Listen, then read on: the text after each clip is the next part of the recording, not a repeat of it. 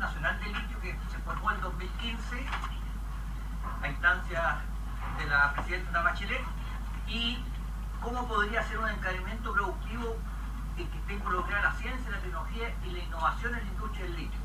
Y lo que fundamentalmente un encadenamiento de ciencia soberana, o sea, de nosotros aquí en el país poder hacer esas actividades. Y después, ¿qué es lo que se ha implementado sobre esto? Y algunos comentarios finales. En la pregunta después podemos profundizar, y no sé si habrá preguntas entre medio o no. Bueno, tú sabes, pero yo estoy, siéntanse libres de interrumpirme en cualquier momento por algunos puntos que puedan ser atingentes directamente a lo que se está presentando ahí. Lo primero, sobre el litio en el mundo, lo que todos sabemos y es cierto es que el litio es prácticamente los pocos materias primas o commodities, como le llaman, que ha crecido, que su precio ha crecido exponencialmente en los últimos tiempos. No voy a abundar en eso, aquí hay especialistas de sobra, pero ese es un hecho fundamental que hay que tener en cuenta. Y el último tiempo es los últimos 5 años y cada vez más, en los últimos 4 años más que el anterior, y así sucesivamente.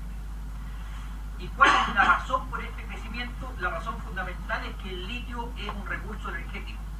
O sea, el litio no es usado en tanto litio para sus funcionalidades, sino que fundamentalmente como un recurso energético.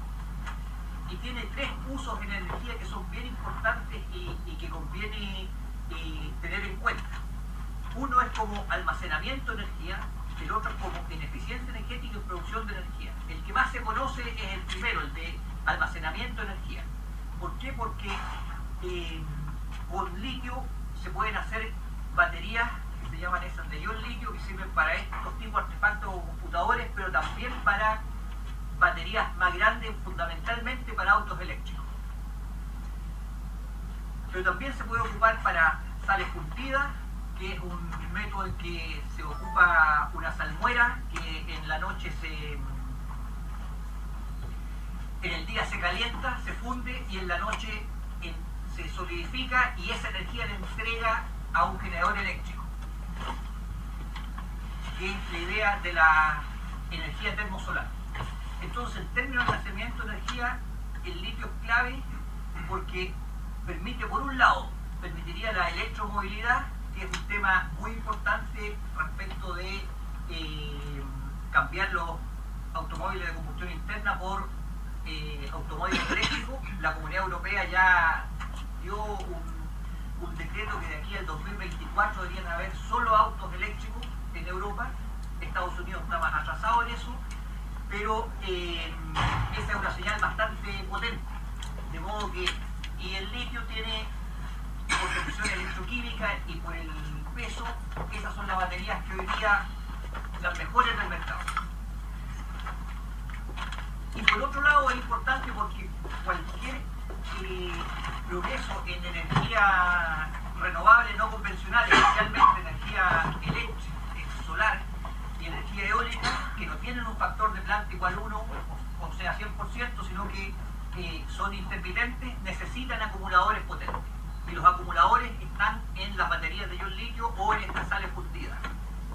Por lo tanto, en eso es fundamental el litio.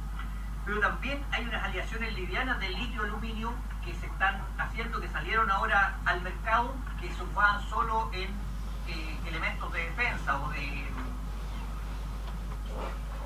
barcos de guerra, aviones de guerra, porque son muy duras, tipo acero, y con buenas propiedades mecánicas, pero muy livianas. Esas hoy día se están ocupando para aviones, para barcos en términos civiles, y ahorra una cantidad de energía enorme porque es muy liviana. Y el tercer elemento del litio, que es quizás más a largo plazo pero también estratégico, es que el litio es el combustible de los reactores de fusión. Hasta ahora existen reactores nucleares solo de fisión, se rompen los átomos y generan energía. Pero el año pasado, antepasado, ya empezó a construirse al sur de Francia un reactor de fusión nuclear que toma 2 átomos livianos y al unirlos genera energía, que es la manera cómo funciona el Sol. Y esa energía, la gracia que tiene es que no tiene elementos radioactivos tan virulentos como el caso de la fisión nuclear. Y entonces sería muy un gran avance tener reactores de fusión nuclear para solucionar gran parte de los problemas energéticos del mundo. Y el combustible de esos reactores de fusión nuclear es el tritio. El tritio es un isótopo del hidrógeno que tiene 2 neutrones, y ese isótopo no existe en forma natural, se hace a través del litio. Se hace a través del litio 6 y de ahí se llega al tritio. Esta es la razón por la cual el litio fue declarado elemento estratégico en los años 50.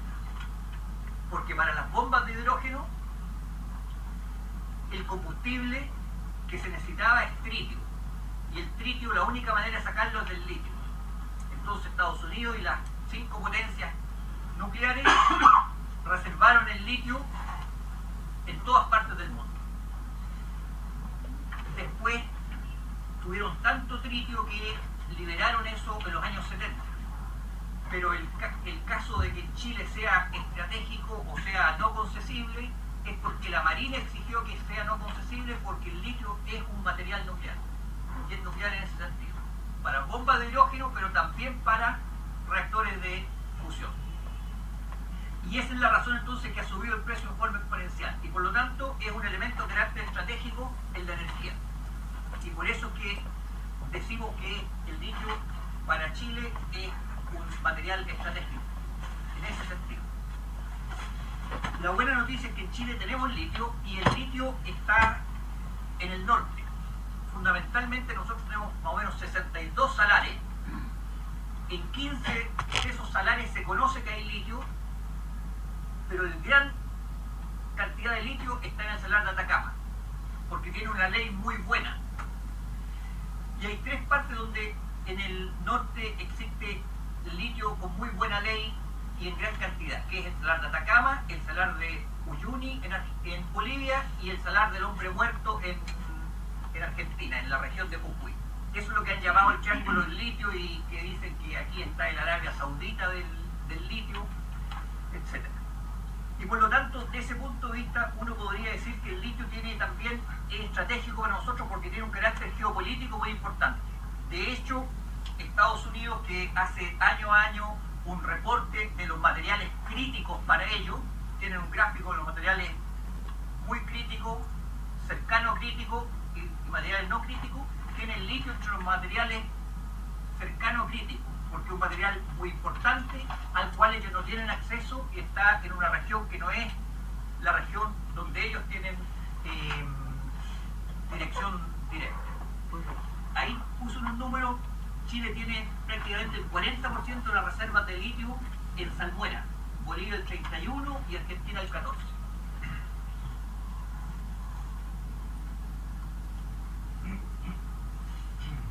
Reserva, producción y tipo compuesto, esto lo voy a decir rápido. Lo que se hace en Chile, como ustedes pueden ver, el 39% de la producción del litio va de Chile. Casi el mismo 40% de las reservas en salmuera, el 40% de la producción de litio mundial es de Chile, el 24% de Australia, el 14% de China, el 15% de Argentina. Eso es, según Corique, estimación del 2016. Estados Unidos el 3%, Estados Unidos tiene litio en el desierto de Nevada y en otras partes, y el 5% en otros países. ¿Qué tipo de litio es el que se saca en Chile? Y esto va a ser importante para la discusión que tengamos sobre las empresas que explotan litio. El 90% es carbonato de litio, que es el primer producto que se saca directamente del salar, como voy a explicar. El carbonato de litio es sin ninguna elaboración. Es montes esos de color blanco que se ven, ese es el carbonato de litio. Y de ahí hay productos un poco más elaborados, que es el hidróxido de litio, 7%, y cloruro de litio, el 4% básicamente. Pero prácticamente todo el litio que se produce en Chile es el litio que se produce directamente de la salmuera. Se seca la salmuera y queda eso, básicamente. mercado chileno son Rockwood, que ya no es, aquí estoy anticuado, que ahora es una empresa Albemarle. Los dos actores que explotan litio en Chile están en el Salar de Atacama. Allí está Albemarle, que siempre ha explotado litio, que se llamaba Sociedad Chilena del Litio, pero nunca fue chilena, era alemana. Y la otra empresa es SQM, nuestra conocida SQM, cuyo hasta 5 años o 8 años el principal producto de SQM era el potasio. Y como tienen que sacar de la salmuera todo el líquido, sacaban potasio, sacaban líquido, vendían líquido. Pero hoy ha pasado a ser el líquido. No voy a extenderme eso porque tal vez lo va a tomar Manuel Rey. Entonces, la idea es qué hacer para aprovechar este recurso natural en beneficio del interés general del país. Y para eso, esta era una pregunta que estaba rondando hace mucho tiempo. De hecho, esta pregunta del salar y de ocupar la salmuera es una pregunta de los años 60 en Chile. En los años 60 empezó la investigación al respecto y Corfo creó en los años 70 una comisión que se llamó Comisión de Sales Mixtas, que hizo toda la investigación sobre el litio en los salares y prácticamente toda la información de base que tenemos de esos años. Después, durante la dictadura, esta Comisión de Sales Mixtas creó la empresa con la Sociedad Chilena del Litio y creó SQM. Y después la vendieron prácticamente completa, con los trabajadores, con el conocimiento que se había ganado, con toda la información, a manos de Ponce Lerú. O sea, Ponce Lerú ocupó todo el conocimiento del Estado en los años 60 y sobre eso hizo su empresa. Entonces después, en los años 90 de nuevo hubo conversaciones de qué hacer con el negocio de los salares, fundamentalmente porque el litio quedó como un elemento estratégico donde no aplica la ley de concesiones mineras. Entonces siempre estaba en una situación extraña. Y cuando fue más fuerte fue el 2009-2010, cuando ya muchas empresas pidieron permiso y alguna claridad jurídica para explotar litio. Entonces la presidenta Bachelet en su primer periodo convocó a una mesa del litio que se formó con órganos de gobierno, el Ministerio de Minería, Cernescomil, la Dirección de Agua, la Comisión Chilena de Energía Nuclear, para ver cómo se podía hacer una política del litio. Bueno, eso fue al final de su primer periodo. Piñera no tomó en cuenta eso, sino que creó inmediatamente estos CEOLES, llamó a hacer un contrato especial de operación que fracasó, como ustedes recordarán, porque fue mal hecho. Y en el nuevo periodo de la presidenta Bachelet lo primero que se hizo es crear una comisión de expertos para crear una política del litio. Esta comisión fue creada en junio del 2015, se entregó un informe a finales del junio del 2014, a finales del 2015, y este fue el resultado de esa trabajo, esa comisión. Una comisión de 20 miembros con diversidad temática, distintas sensibilidades políticas, distintos conocimientos profesionales,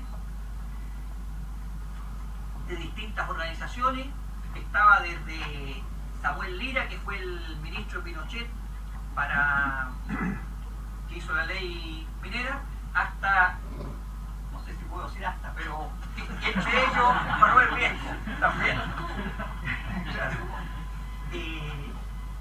Bueno, a mí me tocó participar también en esa comisión y prácticamente todos los acuerdos que se tomaron allí, todos los acuerdos, salvo uno que voy a decirles que es un detalle de la manera como hacer la empresa estatal, fueron por unanimidad de todos los miembros. Entonces ahora quiero contar brevemente cuáles fueron los principales acuerdos y basarme en eso para ver cómo ponerle el valor agregado al litio. El mandato que tuvo esa comisión era elaborar un diagnóstico de la situación actual de la industria del litio, nacional e internacional, que comprendiera aspectos económicos, sociales, ambientales elaborar propuestas orientadas a resolver las principales deficiencias que salgan de ese diagnóstico y desarrollar el trabajo espacial en el pago por derecho a extracción y explotación del litio, marco legal, relación con el medio y investigación, desarrollo e innovación. Formación de un clúster del litio. Bueno, el resultado, como les digo, es aquí. Yo los invito a que lean este documento. Me voy a adelantar algo. Este documento salió en enero del 2015, 30 de enero fue entregado, del 2015. En ese discurso la presidenta, cuando fue entregado en La Moneda, dijo que en abril del 2015 ya daría una resolución de las sugerencias que hacía la comisión. Pasó un año en que no se escuchó nada. En enero del 2016 se habló de nuevo del litio. Y pasó un año porque hubo una tensión muy fuerte al interior del gobierno, entre grupos que no le gustaron las resoluciones de la comisión y otros grupos que querían implementar la resolución de la comisión. Y este documento fue no sé si decir ninguneado, no lo conoció nadie, no lo dio a conocer y quedaron muchas copias en el Ministerio de Minería, yo las vi, sin repartir. Porque como no le gustaron, fundamentalmente a la gente del Ministerio de Hacienda no le gustaron las resoluciones, lo silenciaron completamente.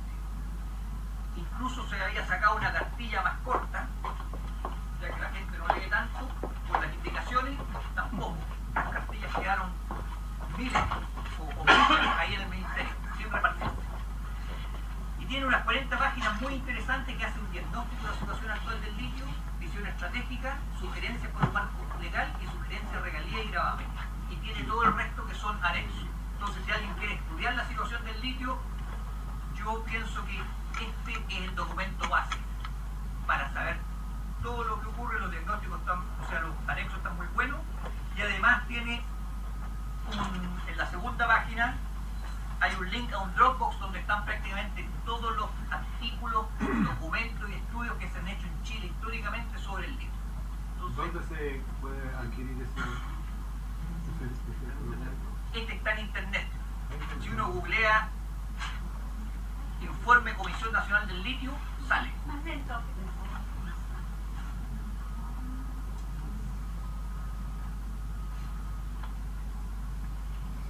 Se llama Litio, una fuente de energía, una oportunidad para Chile. Ese es el documento. Curiosamente estaba en el Ministerio de Minería y lo sacaron el litio. Pero bueno, está por otro lado. ¿En Senda? En Senda y en el ciberespacio. Bien. Entonces, ¿qué descubrió la comisión? Y esto tiene que ver con la particularidad de científicos y técnicos aptos para mantener competitividad nacional y que tengan un rol controlador en cada uno de los proyectos. Esas fueron, en términos globales, la idea de... Y ahí nace el año pasado el Movimiento Litio para Chile, que es quien hemos estado impulsando iniciativas de denuncia, de difusión y también de movilización. Porque esto sin presión social, sin presión ciudadana, es imposible de revertir por las redes de corrupción y también por lo multimillonario que es este negocio del litio. Y por eso entonces yo quiero aprovechar, antes de terminar, de invitar a participar el día jueves 22 en una jornada nacional de movilización que estamos organizando. Ahora mismo hay una reunión ahí en la Contramet para organizar esta jornada y que incluye el jueves 22 una movilización en el caso Santiago a las 7 de la tarde desde Plaza Italia. Yo quiero decirles que hemos encontrado buena acogida en distintos sectores y estamos muy esperanzados de que esto sea una señal también a la Contraloría, a todos estos actores públicos que todavía tienen algo que decir, de que no pueden validar los marcos de este contrato y este nuevo acto de corrupción que es suscribir el contrato tal cual como fue concebido. Yo solo termino diciendo un tema de Codelco, que creo que es muy importante, Gonzalo lo dijo, pero quiero decirles que lo de Codelco también es fruto de una presión brutal que tuvimos que hacer sobre Codelco. Nosotros el año 2016 le pedimos una reunión a Landarreche, en ese momento presidente del directorio de Codelco, para plantearle el tema del litio. No nos dio la entrevista, no nos quiso recibir. Y cuando logramos a través de una comisión investigadora, que fue la de Salar, estuvo en el caso Soquimich y Salares en la Cámara de Diputados, cuando empezamos la presión, ellos acceden a crear esta nueva división que explota el tema del litio. Codelco lo que nos decía es que este es un negocio muy chico, que ellos funcionan a gran escala, que no es su rubro. Se discutió si era verdad y lo más pertinente, pero hubo una presión, Codelco se decide, crea esta división, nos dice que de aquí a que comience a operar 7 años, 7 años. Eso nos pareció que era algo absolutamente escandaloso demorarse tanto, pero más encima en el camino nos enteramos que el salar en que Codelco tiene mejores condiciones para explotar el litio, que es Maricunga, que es un salar muy pequeñito comparado con el salar de Atacama.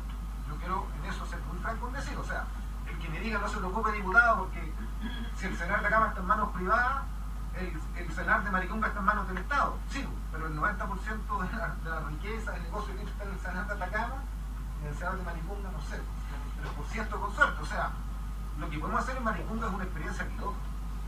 Es una, no sé si me explico, o sea, un pequeño ensayo, pero no podemos pensar que Chile va a poder utilizar el litio para el desarrollo nacional si realmente nos vamos a la disputa del salar de Atacama. Y ahí, ¿qué es lo que ocurre? Es que nos enteramos que en el Ministerio de Minería, y esto es realmente increíble, con la ministra Aurora Williams, nos enteramos, le decimos, oiga ministra, pero bueno, ¿cómo está la situación? No, y nos enteramos que hay varias empresas privadas mineras que están pidiendo contratos de operación especial. O sea, el litio solo se puede explotar si el Estado autoriza a una empresa privada. Y resulta que en carpeta estaba la empresa Salar Blanco. Y la empresa Salar Blanco, uno dueño de salmones muy importante, estaba incursionando en minería, y iba a explotar el salar de Maricunga. Pegadito donde Codelco tiene las pertenencias. Y si se le daba esa autorización a Salar Blanco, Codelco iba a quedar en la práctica imposibilitado a entrar el día de mañana.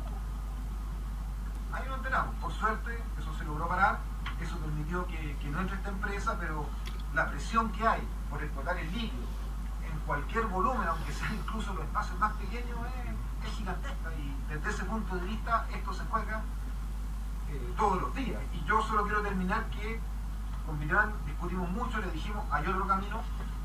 Nuestra opinión es que Corfo tiene que continuar la demanda contra la empresa Soquimich.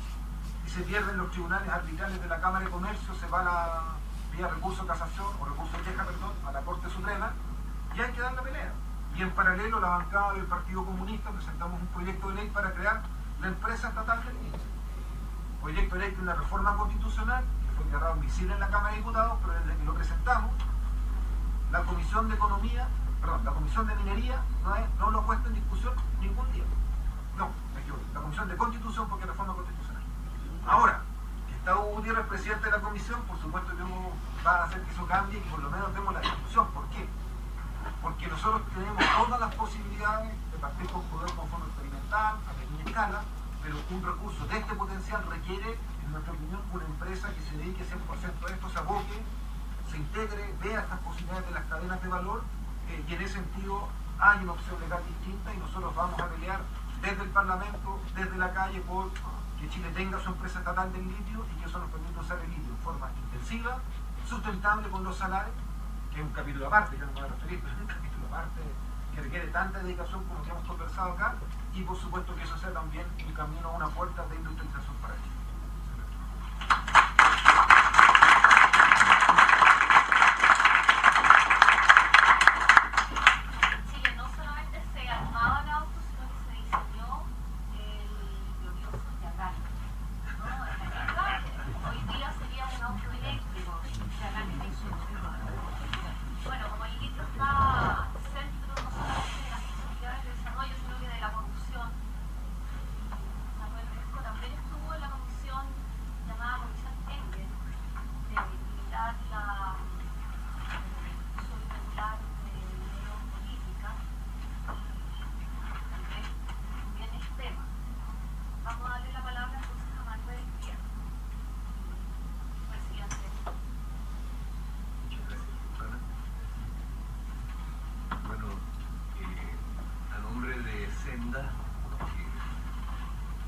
Yo quiero expresar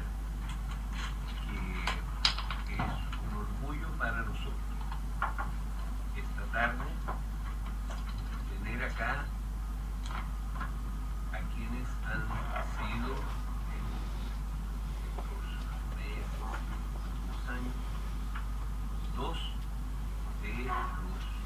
principales impulsores de la lucha por recuperar el litio para Chile.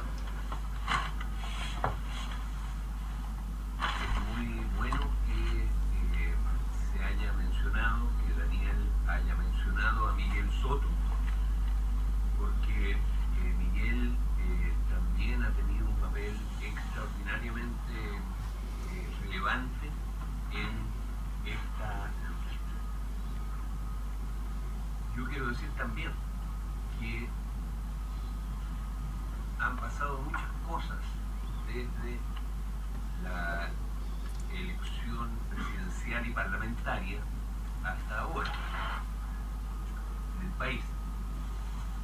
Pero ciertamente es una verdadera proeza el que en ese contexto y en un contexto de fin de año, de vacaciones, de verano, el movimiento por la defensa del litio y por la recuperación del litio, en el cual Daniel y Gonzalo, junto a Miguel y a otras dirigentes, han tenido un papel muy importante, haya logrado levantar una movilización y realizar acciones que estuvieron en el centro de la política del país. Es un hecho político de gran significación, porque de lo que estamos hablando es del problema económico, social y político más importante de nuestro país, que es la necesidad de que el país corrija la gigantesca distorsión heredada de la dictadura y profundizada en los gobiernos democráticos,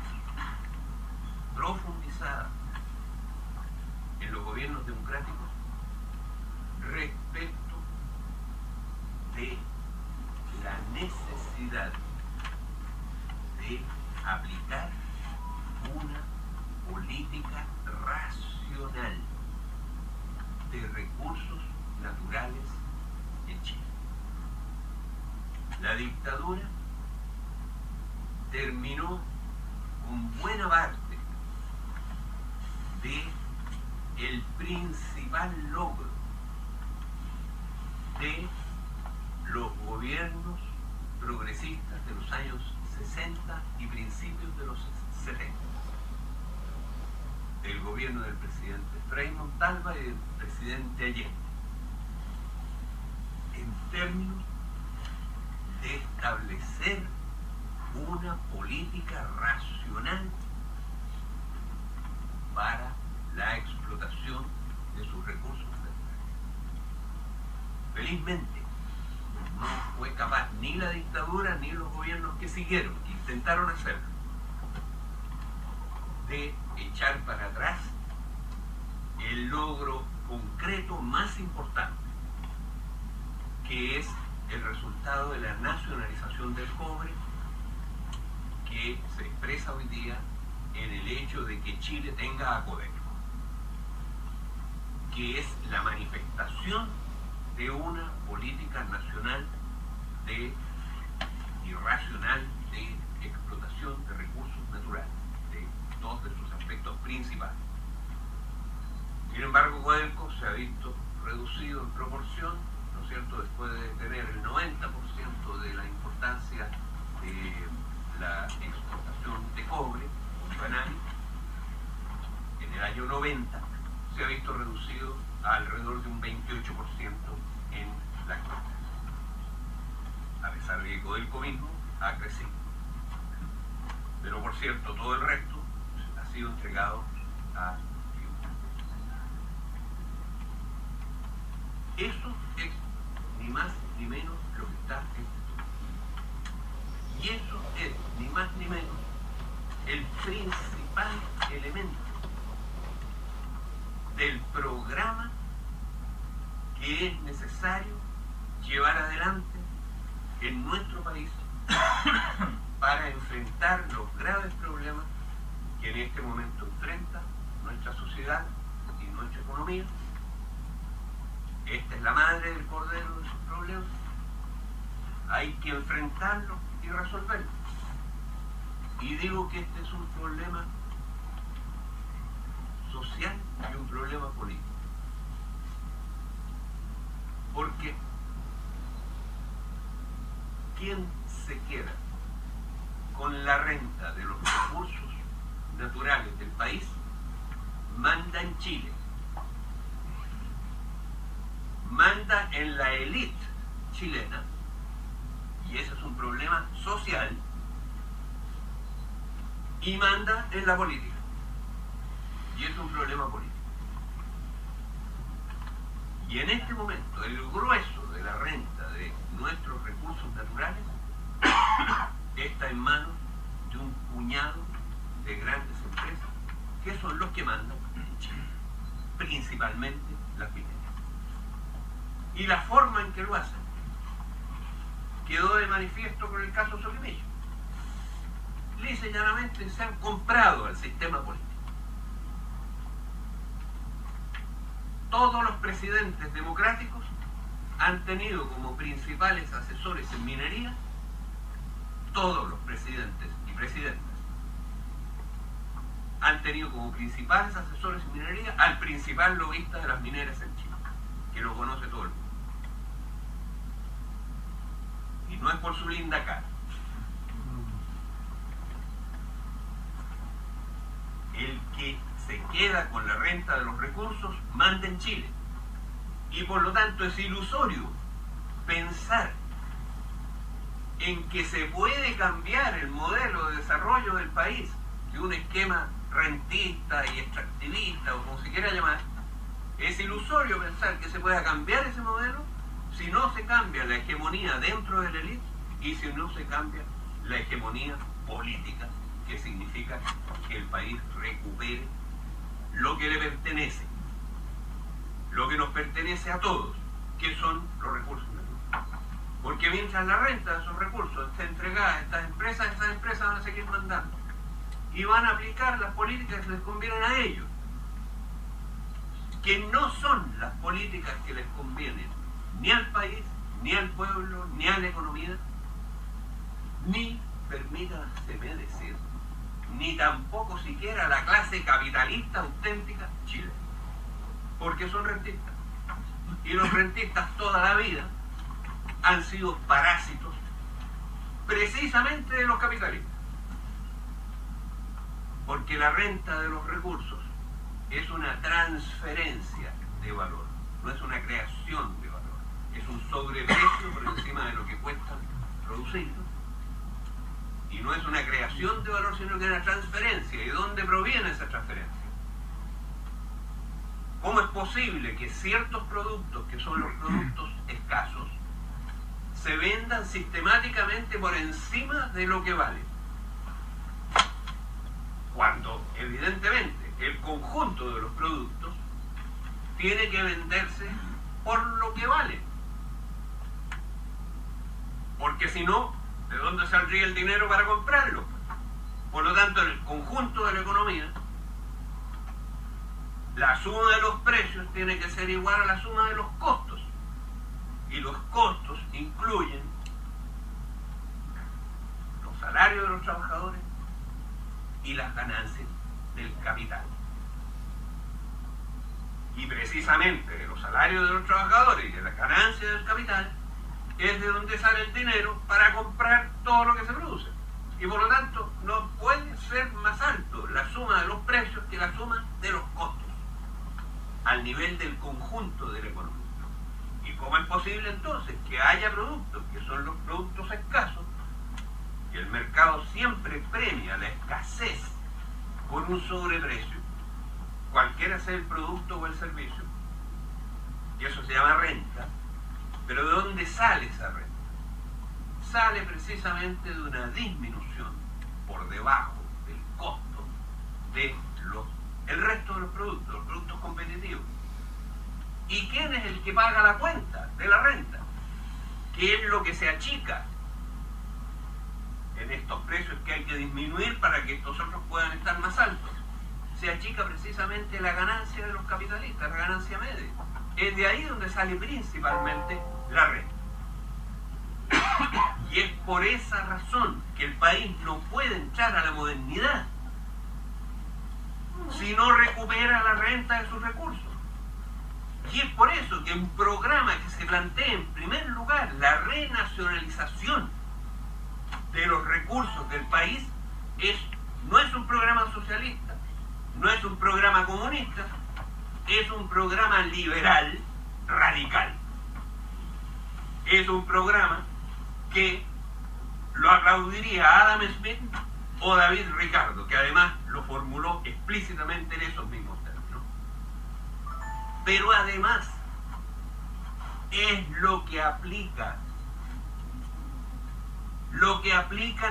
todos los países del mundo. Y esta política racional de explotación de los recursos naturales es aceptada por todas las corrientes económicas. ¿Cuáles son los elementos que recomienda la unanimidad de la teoría económica? Y aplican la unanimidad de los países del mundo. Reconoce Naciones Unidas. ¿Cuál es la política racional que se aplica? El primer elemento: los recursos naturales estratégicos pertenecen al Estado, al pueblo, representado por el Estado, a nadie más. Y esto es reconocido en las legislaciones de todos los países del mundo, incluso en la Constitución chilena actual. La Constitución chilena actual reconoce este principio. La Constitución de Pinochet siguió reconociendo este principio, formalmente en un articulado. Lo que hay que hacer naturalmente es que ese artículo sea la base y todos los demás artículos de la Constitución se hagan coherentes con ese. Esa es la reforma básica que hay que hacer a la Constitución de Pinochet. Es hacerla coherente, que el resto de los articulados, que son los que han permitido regalar los recursos mineros, los más importantes, los más estratégicos, el cobre, el primero de ellos, pero también el agua y muchos otros, todas esas, digamos, la legislación, el Código de Minería, y sobre todo la infame ley de concesiones mineras, infame ley de concesiones mineras de José Piñera. Eso es lo que hay que derogar para que la Constitución pase a regirse por lo que establece el principio establecido en ella y que sigue ahí, digamos, desde la nacionalización del cobre. Ese es el primer principio. Los recursos estratégicos pertenecen al Estado, que debe actuar como dueño auténtico de ellos, como dice el informe de la Comisión del Litio. Que esto que ha planteado acá Gonzalo es muy importante, porque este documento que está aquí recoge precisamente todo lo que yo les estoy diciendo, que fue discutido en el seno de la Comisión en estos mismos términos, y lo recoge de manera acertada y precisa. Y en el único punto en que hubo votación, se ganó lejos la votación, que fue si la empresa que podía, digamos, explotar, en este caso el litio, tenía que ser del Estado o no. ¿Y qué es lo que se ganó? Se ganó que solo una empresa del Estado o controlada por el Estado podía recibir ampliaciones de los contratos de explotación del litio, que es lo que precisamente este acuerdo que se está hoy día en discusión no respetó. Eso es lo que se aprobó ahí y se ganó por mayoría, se ganó lejos, no me acuerdo cuánto. El primer principio es ese: la propiedad debe ser del Estado y el Estado debe actuar como dueño auténtico. ¿Y qué significa actuar como dueño auténtico? Esto que estoy diciendo, que debe tener la exclusividad el Estado en la explotación de los recursos estratégicos. Y ustedes me dirán, ¿qué está diciendo este caballero que dice que esto es unánime en todos los países del mundo? Pues bien, es unánime en todos los países del mundo, o prácticamente unánime, que solo el Estado explota los recursos estratégicos. El recurso más estratégico hasta hace poco era el petróleo. Pues bien, más del 80% del petróleo, que en el 100% de los países, incluido Chile, es de propiedad del Estado, más del 80% de los países que lo explotan exclusivamente una empresa del Estado de ese país. Más del 80%. En todos los países capitalistas. En todos los países emergentes. Esa es la situación. Hay un 20% de países que no lo hacen. Pero, por ejemplo, entre ese 20% está el Reino Unido. Pero resulta que el Reino Unido les aplica un royalty que durante la crisis lo subió a cerca del 80% de la venta. El royalty. Antes era 67 y lo subieron, creo que 77 o cerca del 80%. Es decir, la renta la captura completamente el Estado británico en este caso. Ahora, ese es el segundo principio. Y la razón del segundo principio es muy simple. Tiene que explotarle el Estado para que no lo hagan eso. Esa es la razón. Y por eso, digamos, Naciones Unidas reconoce este derecho, por eso, etcétera, etcétera, etcétera, etcétera. Segundo principio. Y el tercer principio es el que acá se menciona. El Estado, siendo dueño auténtico de sus recursos, lo cual implica explotarlos en exclusiva mediante empresas propias o controladas por él,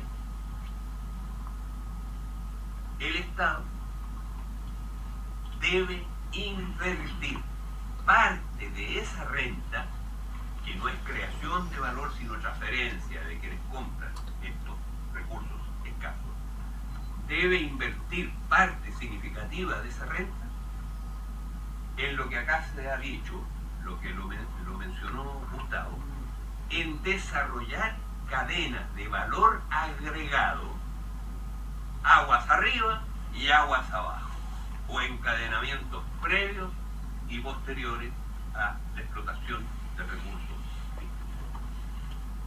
Por ejemplo, lo que Chile debería hacer hoy para enfrentar un periodo largo en que probablemente el precio del cobre no va a ser muy alto, es lo más probable, va a tener subidas y bajadas, pero lo más probable es que ocurra eso, como ocurrió en los años 80 y 90. ¿Qué es lo que tiene que hacer? Lo mismo que hizo Indonesia hace pocos años, hace 3 años. Prohibir la exportación de cobre en forma de concentrado. Exigir que no salga 1 kilo de cobre de Chile si no es en la forma de producto refinado. Solo eso generaría ya, por imposición legal, una obligación a todas las empresas que quieren producir cobre en Chile a invertir en hacer una refinación en Chile de todo lo que se produce. Pero además con el agregado, naturalmente, que tiene que ser producción limpia. Y por lo tanto, eso solo transforma a Chile en la principal potencia industrial del mundo en términos de refinación de cobre. Eso es desarrollar una cadena de valor aguas abajo, ¿cierto? En el caso del cobre, que es lo principal. Y en el caso del litio, aquí se ha mencionado todo lo que hay que mencionar. Y aguas arriba está todo lo que mencionaba Gonzalo, en el sentido, y Daniel, en el sentido de desarrollar todo lo que se necesita para la explotación del cobre en todos sus aspectos, entre ellos la capacidad científica, la capacidad técnica, etcétera, etcétera. Brasil, por ejemplo, cuando recuperó su petróleo bajo sal, que así lo llamaron, estableció una política de esta naturaleza y puso como norma que todo lo que se necesitaba para extraer el petróleo bajo la sal, que está bajo el mar y bajo unas capas de sal que hay a mucha profundidad bajo el mar, se iba a producir en Brasil, incluida las plataformas de explotación, las perforadoras, los barcos que se necesitan, etc. Es decir, ese es el tipo de cuestiones que el país necesita hacer. Pero para hacer esto necesita un cambio político que genere un cambio social de gran significación, aunque numéricamente no sea muy grande en un aspecto, que es recuperar el control de la renta para tener el control de la política, y eso haga que cambie la hegemonía dentro de la élite. Ese es el cambio social, que es muy significativo, y que la hegemonía dentro de la élite, o parte significativa de ella, ¿no es cierto?, pase a los auténticos capitalistas, que son, entre otras cosas, decenas de miles de jóvenes que están emprendiendo negocios y que surgen como gallampas de la estructura social moderna, urbana, que el país ha logrado después de un siglo de transformaciones impulsadas por la lucha del pueblo. Eso es el punto central de lo que hay que hacer. Ahora, yo recuerdo, me ha venido a la memoria con esta pelea del litio, lo que pasó al final del gobierno de Frei Montalva. El gobierno de Frei Montalva fue, junto a la que reserva naturalmente, uno de, hasta ese momento, los gobiernos más progresistas de la historia del país. Aún más, yo diría que nadie puede discutir que hasta ese momento los cambios que introdujo el presidente Frei Montalva fueron extraordinarios. Ese gobierno se propuso conducir un movimiento social y político en alza que en cada país tiene un nombre muy preciso. Se llama revolución con mayúscula porque el campesinado en ese alzamiento se incorpora masivamente. Y el gobierno de Frei Montalva no se quedó en chicas. Para conducir eso se propuso hacer una revolución en libertad, pero se propuso hacer una revolución y hizo cosas muy importantes como la ley de reforma agraria o sindicalización campesina. Ahora, sin embargo, al final de ese periodo, este gobierno extraordinario en las elecciones encabezando eso, pero el pueblo no le creyó. Y en cambio sí le creyó a la Unidad Popular, que efectivamente además hizo lo que tenía que hacer y, por ejemplo, nacionalizó. Pero ¿por qué particularmente con la cosa del litio se me viene eso a la memoria? Porque el año 1969 el gobierno de Frei Montalva propuso la chilenización del cobre. Y la chilenización del cobre era algo así como la propuesta de Vitrán. Porque la propuesta de Vitrán en otro contexto hubiera sido una cosa extraordinaria. Imagínense que se aplica la propuesta de Vitrán al cobre. Resulta que, como en este caso no rige la infame ley de concesiones mineras, Corfo puede fijar un contrato y establecer, por ejemplo, un royalty. Y en el caso del litio y en el caso, digamos, particularmente del litio, paga un royalty. Siempre ha pagado un royalty. De verdad un royalty, no la porquería esa que hay en el cobre, sino que en este caso es un royalty, una parte de la venta, que en este caso, en este convenio, se subió de manera bastante significativa. Yo entiendo que, no estoy seguro, pero creo que como el 30% de la venta, o más. Sí, yo creo. Era 6,8 y se sube de 10 hacia arriba según cómo sea la venta. Pero Que puede llegar hasta 40%. hasta 40%. Imagínense ustedes lo que significaría eso en el caso del cobre. 40% de las ventas. Bueno, este proyecto plantea eso. En segundo lugar, el mismo convenio establece, ¿no es cierto?, determinadas obligaciones de las compañías en términos de agregar valor en la salida, etcétera, etcétera, etcétera. Es decir, es un convenio que desde el punto de vista de lo que hay en el resto de la minería es una cosa bastante buena.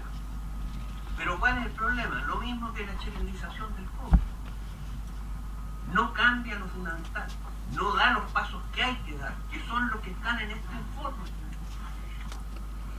Y en este caso significaba hacerle caso al informe. ¿Qué es lo que dice el informe?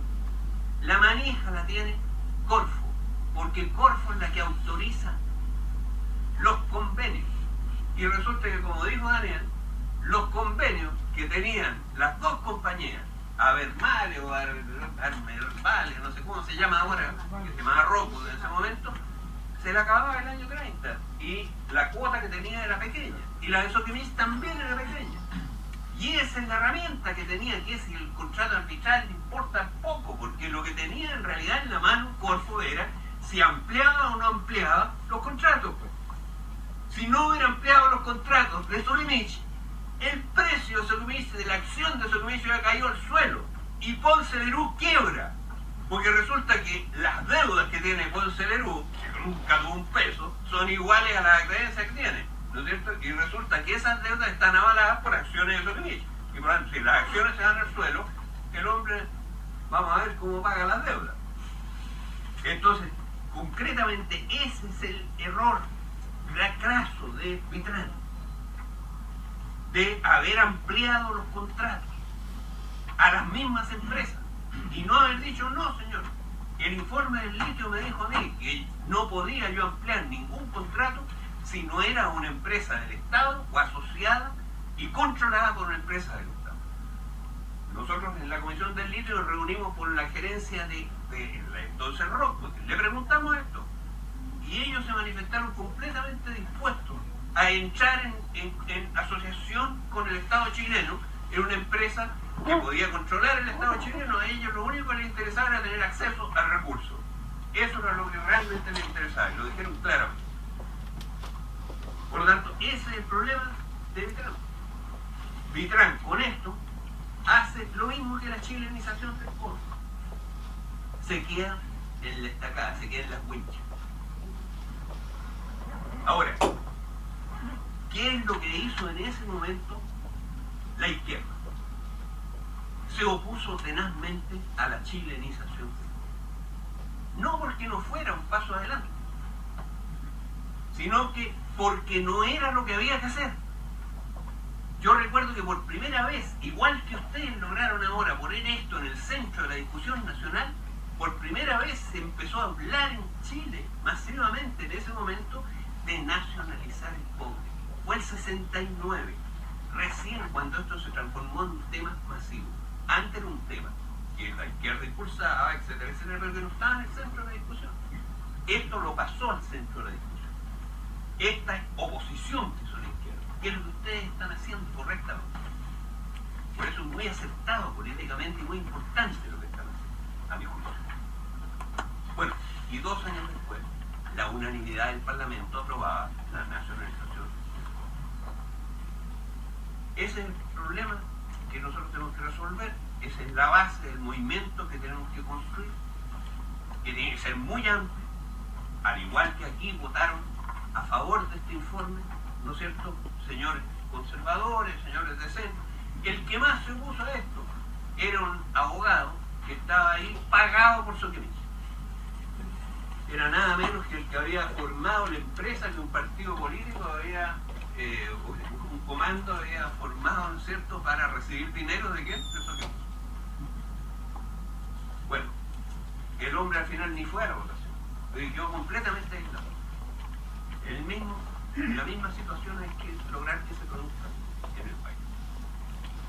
Así que la pelea, ustedes la han empezado, pusieron el tema, muchas gracias por eso, y todo lo que nosotros podamos hacer por apoyarlo, estamos a su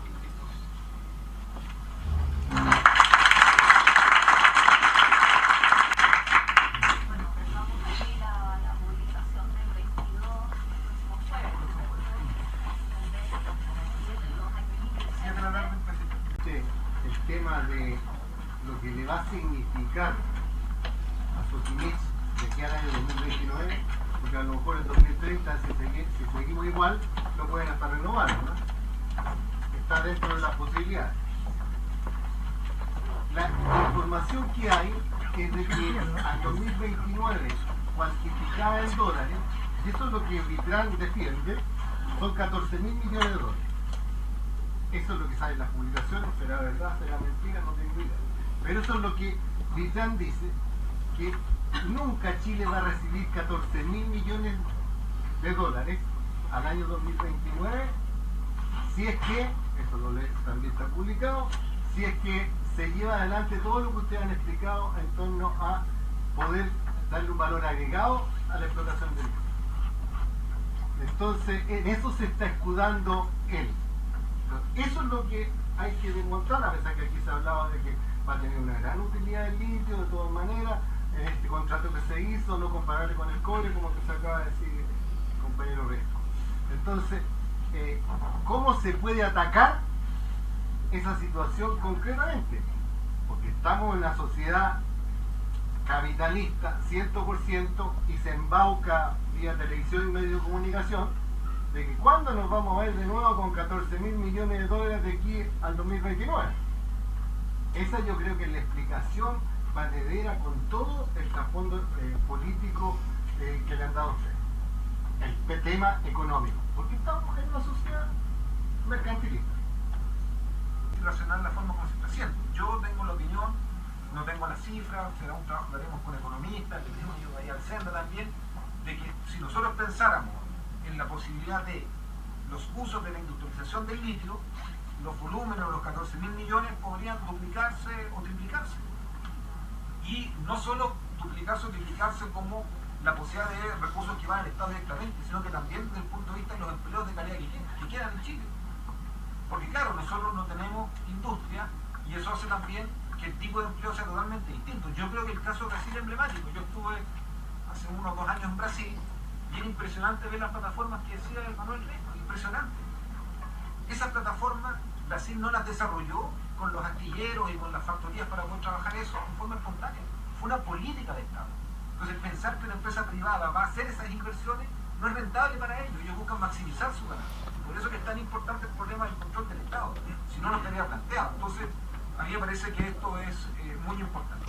Una certeza, una convicción que podemos el día de mañana, si nos va mal en esto, grabarla y verla. Yo les aseguro que Sojimich, que con esto amplía en 350.000 toneladas las que se le autoriza de extraer el litio hasta 2030, les aseguro que la cuota la consume antes del 2030. Se lo estoy firmado. La cuota se la consume en 2025 y lo que va a ir a decir, aumenteme la cuota de extracción.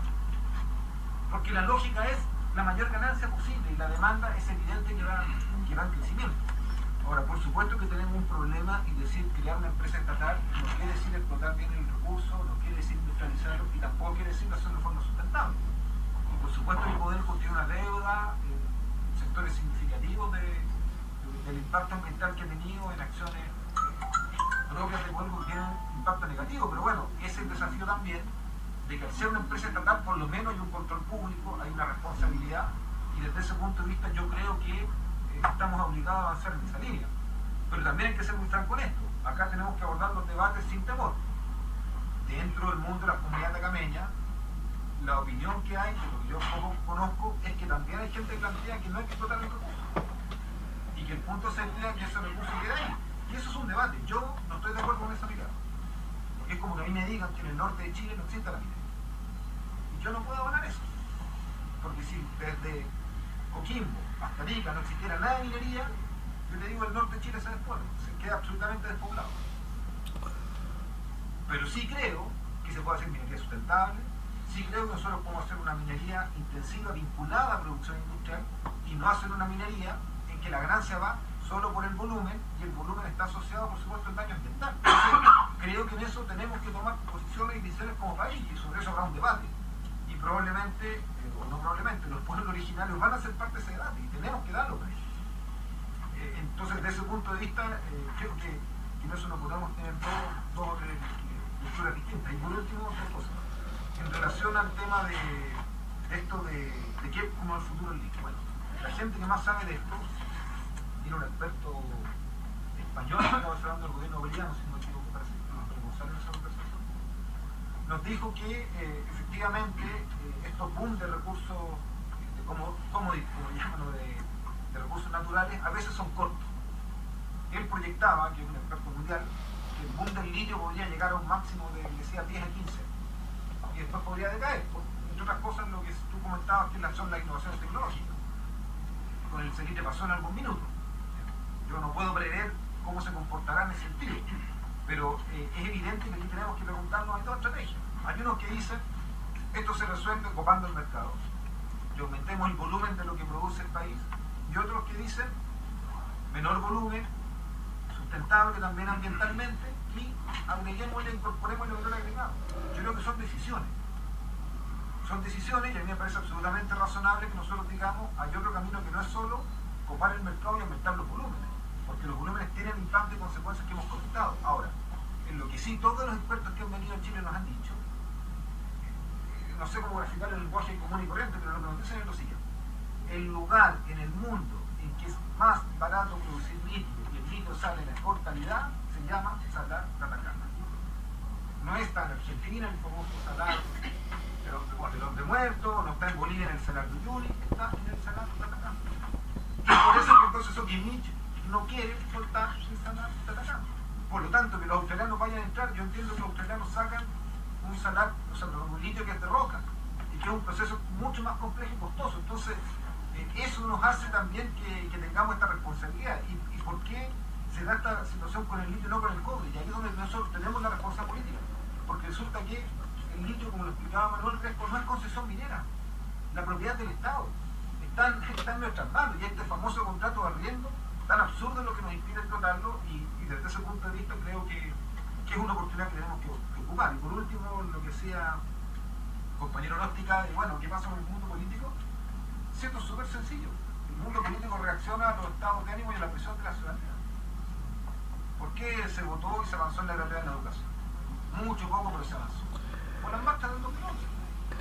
Sin marchas del 2011 no habría gratuidad en la educación, ni siquiera todo lo que se ha avanzado.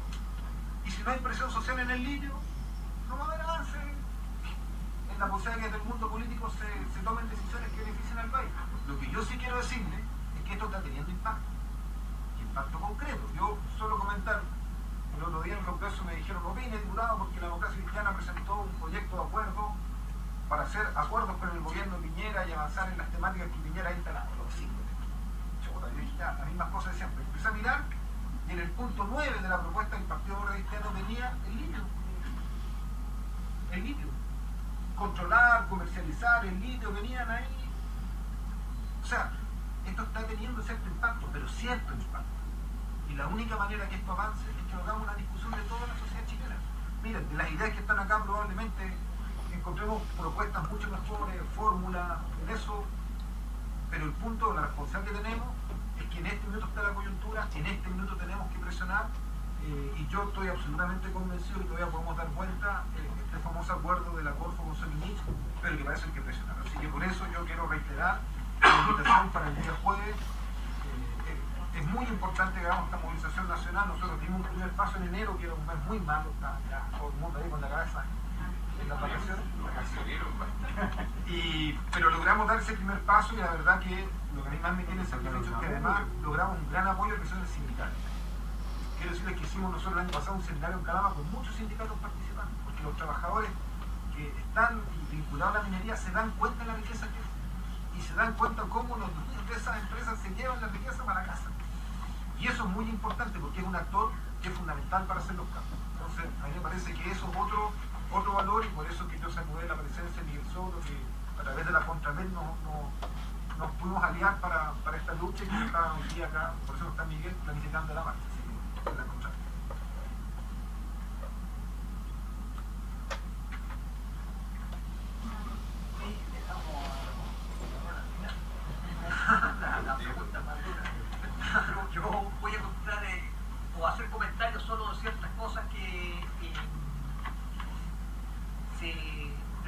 aquí se comentaron, y quiero dar a conocer primero esto del argumento de por qué este acuerdo, desde mi punto de vista, el punto de vista del movimiento Listo para Chile, que tiene otras razones, además, es malo para Chile. Y hay tres aspectos que yo creo por los cuales es malo. El primero es, uno, el contrapunto entre ética y corrupción versus beneficio económico. Lo que ha presentado Vitrán es que incluso a mí me pareció, y como profesor de la Universidad de Chile ha sido aumentado también en el interior de la Universidad de Chile, una columna de opinión de Eduardo Engel, en que el argumento básicamente es, si uno lo destila, podemos hacer un acuerdo con una empresa corrupta porque hay beneficio económico y es bueno para el país. Eso yo lo pongo así, y hubo un abogado de Valparaíso, Luis Cuello, que hizo una gran contestación sobre eso. Entonces, ese es el primer punto, es un punto de ética, de cómo les llaman a las nuevas generaciones, de qué debería ser el país. Había alternativas. Yo voy a dar uno, es Ramón Fior y Hernán Bocelán, dos conocidos abogados de la plaza, abogados económicos, que ellos han dicho había otras alternativas para hacer a nivel del Ejecutivo. Y también Roberto Mayorga, otro profesor. Entonces se podía no llegar a un acuerdo. Y Carmen Frey, exactamente. No llegar a un acuerdo con ellos, sino que o expropiarlo o confiscarlo. Habían varias alternativas que hacen muy caro, etc. Bueno, ellos, Vitrán dice, no, hay que hacer, no tenía yo otra alternativa y el país gana. Yo no estoy de acuerdo con eso. Pero bueno, uno podría pasar por encima de eso. La segunda razón por la cual yo creo que el acuerdo es muy malo tiene que ver con lo que plantean. Yo creo que este acuerdo, y aquí se dice que la política nacional del litio debería ser un ejemplo de cómo elaborar políticas públicas inclusivas, y donde se ve lo que dice el expresidente Lagos, que las instituciones funcionen. Este acuerdo es un ejemplo de no cumplir con eso. Este acuerdo, ya estaba creada la Comisión de Minería No Metálica, el órgano que creó el Estado para encargarse de los asuntos del litio. Y por lo tanto, lo primero era, si es que había que ver cómo hacer un acuerdo con SQM, conversarlo al interior del Comité de Minería No Metálica, para que aconseje qué hacer. Eso no lo hizo. Yo estuve en esas reuniones, está en acta. Yo, por medio de la ministra, que es la presidenta del Comité de Minería No Metálica, tuve que exigirle a Vitrán que cuente el acuerdo, después que yo lo vi el 17 de diciembre en el diario La Tercera. O sea, el diario sabía más que los que estábamos encargados, a los cuales el Estado nos encargó estar a cargo del asunto del litio. Segundo, no hubo ninguna conversación con los pueblos atacameños. Más aún, el Consejo Pueblo Atacameño, que tiene los 18 comunidades, rechazó de inmediato el acuerdo porque Vitrán conversó con dos comunidades tratando de dividir a la gente. Y eso está. En tercer lugar, Vitrán no conversó con el Congreso, con ninguna de las dos, que no sabían. De hecho, la Cámara de Diputados rechazó el acuerdo, por lo mismo, por órgano del Estado. Y tampoco conversó con los demás órganos del Estado, y para colmo, cuando tiene que decidir esto, nos cita a todos los del Consejo Corte. Para mí es razonable porque no lo hizo, si lo hizo en un mes. Si esto llegaron al acuerdo el 17, hablaron verbalmente y se dieron un mes para llegar a un acuerdo. Un acuerdo que tiene en un elemento de importancia estratégica para el país, lo deciden en un mes, yo diría 3 o 4 personas.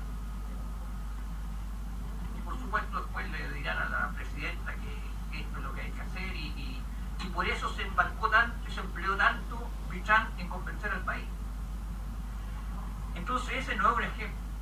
Aunque ganemos plata y aunque no hubiera sido corrupta y aunque sea muy bueno, ese acuerdo no puede firmarse porque eso no podemos hacer políticas públicas de esa manera.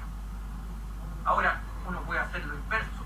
¿Cuál era tanto el apuro de firmarlo? ¿Por qué no podía firmarlo en junio, en septiembre? tan importante para los dos, se había llegado a un acuerdo. Eso es lo que la Comisión Chilena de Energía Nuclear, a la cual presionaron y le exigieron, y que aprobó la extensión de cuotas, pero no por unanimidad, lo que es muy importante, son 7 miembros, 2 miembros se abstuvieron, uno de esos miembros es miembro de los representantes de las Fuerzas Armadas, lo que es muy importante y es una señal muy clara de que los presionaron, y la razón principal era esa: démonos tiempo, ¿por qué nos van a presionar que tenemos que resolver en 3 semanas un asunto de esta naturaleza? Entonces ahí yo creo hay gato encerrado que yo no logro saber cuál es. Y la tercera que quiero entrar, y ahí contesto las otras cosas, es la conciliación misma. Si uno va, supongamos que fue hecho muy bien y que no es una empresa corrupta ni nada, que es un ejemplo como ejemplo, la conciliación misma creo yo que se podía lograr mucho más. Y el principal, sobre el acuerdo mismo, el principal línea de razonamiento de Bertrand y su gente es que este es un acuerdo muy superior al del año 95. Yo no quiero aquí hablar de que el año 95 era un buen acuerdo, fue un pésimo acuerdo, pero yo creo que hay que ser justo con lo siguiente, y que es lo que los historiadores llaman el pecado capital de los historiadores, que es el anacronismo. El año 1995, o el 93-95, cuando se hizo ese acuerdo es el único acuerdo que se hizo con un royalty, 6,8% de royalty verdadero. En la minería no existía royalty.